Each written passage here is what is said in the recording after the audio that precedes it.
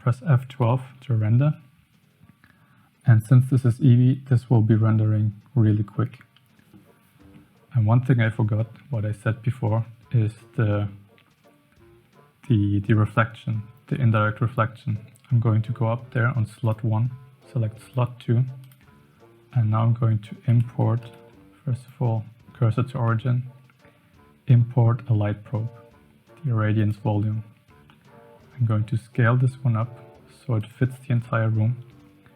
SX to scale it up in this direction, SY in that direction, move it back, and let's move it up a little bit so our entire scene that needs reflection is covered, or bouncing of lights, that's what it needs, not reflection.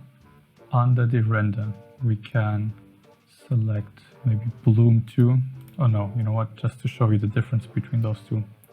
We're going to bake the indirect lighting, press F12, and now I want you to look at the difference between those renders. The first one still had the red part from the moved lamp on the chair. The second one doesn't, because we moved the lamp up. And there you can see it has more reflections, more bouncing lights. It looks more natural, I would say. Since this is all just one singular color, the bricks and the wood, I could go ahead and change the floor. You can change everything over and over again, but this is just basically showing you all the small steps that you can do to get to a room like this. Let's change a few more settings and see what we can still do with it. Let's add the bloom. What will bloom do? You can see a little bit more glowing on the candle right here, and this might look more realistic.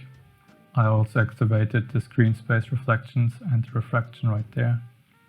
Let's increase the shadow just to see, to max high bit resolution. Yeah, I think that's it. Render, let's just increase this. You can calculate, by the way, by clicking inside the box. Times 4, I don't know if it will make a big difference.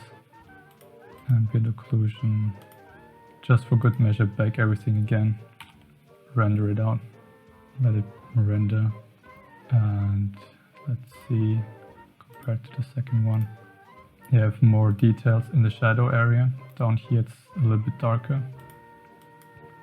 which is good, which is more realistic, which is what we want.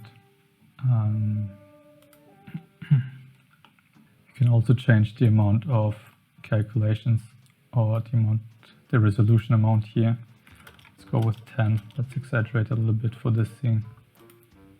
We can also increase the camera resolution right here. Right now we're rendering in HD. We can make it 4K by pressing this button, the percentage times 4.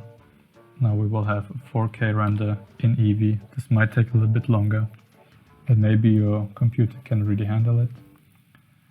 But let's just have a look how you do. Okay, since I used 4K, it took a little bit longer, 1 minute as you can see. But since we used just 1K images, it won't really make a difference. Again, this might seem unpleasing to you, but really this is the first step you need to take to appreciate the modeling, the texturing. Step by step you will increase your skills, and then you will learn about UV texturing, then you can use remeshing, then you can use the beveling, which I didn't do for the table or the chair. You can bevel the edges to make it more round. And let's have a look how it looks compared to this one. Since it's 4K, it's already zoomed in, or it's zooming out. But this basically sums up everything I wanted to show you for now. If you have any questions, let me know. You can write me, you can comment, you can also write me on Instagram. I will respond. Feel free to fill out the scene. Yeah. I was thinking, should I do more objects? Should I add something more here? But honestly, I feel like this is a good exercise for you. Think of something you want to add at this position. Download something from Polyhaven and just add it there. Or model it yourself. Play around with the numbers, play around with the settings here. You can also not use the orthographic mode. You can also use the perspective. Then you're closer like that. But for this kind of scene, orthographic view is the best. What else? You can rearrange stuff, change the color.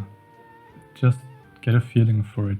And if you want to learn something more, like if you want me to do another room like this with a different theme, let me know. Maybe I will do a Halloween theme, since it will be Halloween soon. But I thank you that you watched it up until the end. I guess there will be just a few people who watched until the end, either because I'm incredibly boring or because I think it might be difficult. If you work with it, if you have fun day by day, just a little bit, 10, 15 minutes, even that's enough. Open up Blender, work with it. Like the video, subscribe.